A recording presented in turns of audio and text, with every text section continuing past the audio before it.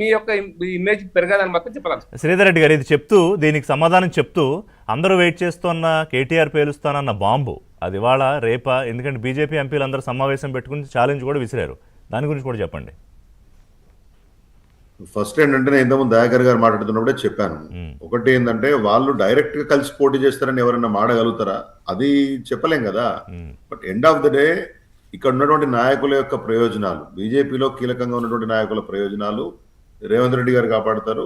రేవంత్ రెడ్డి గారి పదవికి కాంగ్రెస్ లో ఏమన్నా ఎసరు వచ్చే అవకాశం ఉంటే ఆ వాతావరణం లేకుండా ఉన్నత స్థాయిలో కేంద్ర స్థాయిలో ఆయనకు మద్దతు ఉందనే ఒక వాతావరణాన్ని క్రియేట్ చేయడం, తద్వారా కాంగ్రెస్ పెద్దలు ఏమైనా హేస్టీ డెసిషన్స్ కి పోకుండా ఒక రింగ్ ఫెన్స్ చేయడం అనేది జరుగుతూ ఉంటది. ఇది ఏది కనపడదు మనకి. ఇది కూడా విచిత్రమైన ఈక్వేషన్. ఇప్పుడు అట్లా కాదు, అట్లా కాదండి. కాంగ్రెస్ లో రాహుల్ గాంధీ కోసం పనిచేస్తున్న రేవంత్ రెడ్డి, కాంగ్రెస్ పార్టీ ముఖ్యమంత్రి, నీ ఎక్కడో తెలుగు ఢిల్లీలో ఉన్న బీజేపీ పెద్దలు రెస్క్యూ చేస్తారు అనేదే కదా మీరు చెప్తున్నారు. అంటే ఒక వాతావరణం క్రియేట్ చేయబడుతుంది తప్పితే అదేం కళ్ళలో కనపడదు. That is called politics. కాబట్టి అది అందరికీ అర్థమవుతుంది, అర్థమై కూడా నటిస్తూ ఉంటారు అందరూ. దాంట్లో పెద్ద చెప్పుకోవాల్సింది ఏం లేదు. ఇప్పుడు ఉన్నటువంటి కాంగ్రెస్ పార్టీ ఇంటర్నల్ అఫైర్స్ ని ప్రతిరోజు గమనిస్తూ ముఖ్యమంత్రి నుంచి మంత్రుల వ్యవహార శైలి, తర్వాత మిగతా ఎమ్మెల్యేలు, ఓవరాల్ వాతావరణం, ఇన్ఛార్జీల మార్పు, పిసిసి ప్రెసిడెంట్, ఓవరాల్ ఇదంతా చూస్తే దాంట్లో వేరియస్ అంశాల పట్ల కాంగ్రెస్ మన బీజేపీ నాయకత్వం ఆ కేంద్ర మంత్రుల నుంచి మొదలుపెట్టి ఎంపీలు ఎమ్మెల్యేల వరకు రెస్పాండ్ అవుతున్నటువంటి బీజేపీకి ఏం సంబంధం ఎస్టాబ్లిష్ చేయండి. ఇప్పుడు కాంగ్రెస్ పార్టీ ఇన్ఛార్జ్ మార్చడం బీజేపీకి ఏం సంబంధం చేయమంటే ఇన్సిడెంట్స్ ఇక ఇట్లా ఉంటాయని చెప్పారండి. బేసికలీ ఆ వాతావరణం ఆయా సందర్భాల్లో ఆ నాయకులు అంశాల పట్ల రెస్పాండ్ అయ్యే తీరును బట్టి ఆ పర్టికులర్ పొలిటికల్ పార్టీ ఇంకోళ్ళ మీద ఎట్లా ఉంటుందనే విషయాన్ని అర్థం చేసుకోవాలి. సరే, అంతరార్థం మిథ్య తెలియదు కాదు కానీ ఈ ఛాలెంజ్ చెప్పండి. ఈ భూముల బాంబు ఏంటి? కేటీఆర్ గారు టీజర్లు ట్రైలర్లు తప్ప సినిమా రిలీజ్ చేయట్లేదు. ఇవాళ 11 కి కేటీఆర్ గారి ప్రెస్ కాన్ఫరెన్స్ ఉంది. Okay, you will understand completely what is behind this 400 acres auction.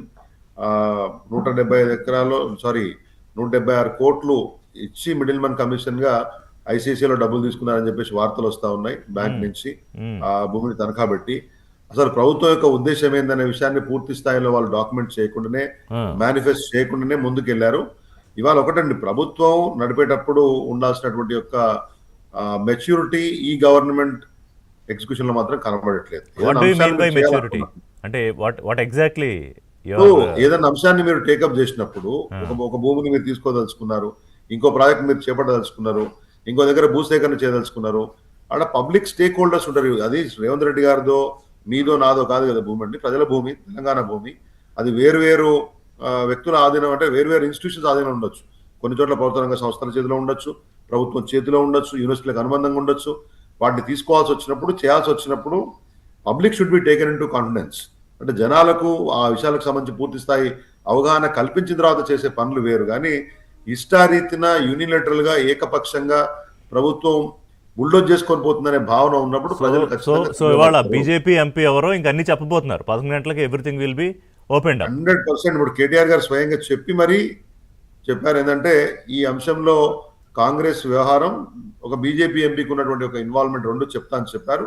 తనే ఇవాళ చెప్పారు, ఆ విషయంలో ప్రెస్ మీట్ పెడుతున్నారని చెప్పారు. Mostly that will be covered. ఒకటండి, ఇప్పటి వరకు ఉన్నటువంటి అన్ని అంశాల్లో రైట్ ఫ్రమ్ హైడ్రా క్రియేషన్ తర్వాత జరిగినటువంటి అవకతవకలు, ఆ తర్వాత దాని ద్వారా హైదరాబాద్ నగరంలో మేలెంత జరుగుతుందో కానీ దాని ద్వారా వచ్చినటువంటి ఒక భావన ప్రజల్లో నెగిటివ్ అప్రోచ్ ఎట్లా వచ్చింది, మూసీ రివర్ ఫ్రంట్ లో ప్లానింగ్ లేకుండా ఎట్లా పోయారు, లగచర్ల భూసేకరణ విషయంలో ఎట్లా దుందుడుగా వ్యవహరించారు, ఇట్లా అనేక అంశాలకు సంబంధించి ప్రజల్లో ఒక నెగిటివ్ అప్రోచ్ గవర్నమెంట్ మీద వచ్చింది.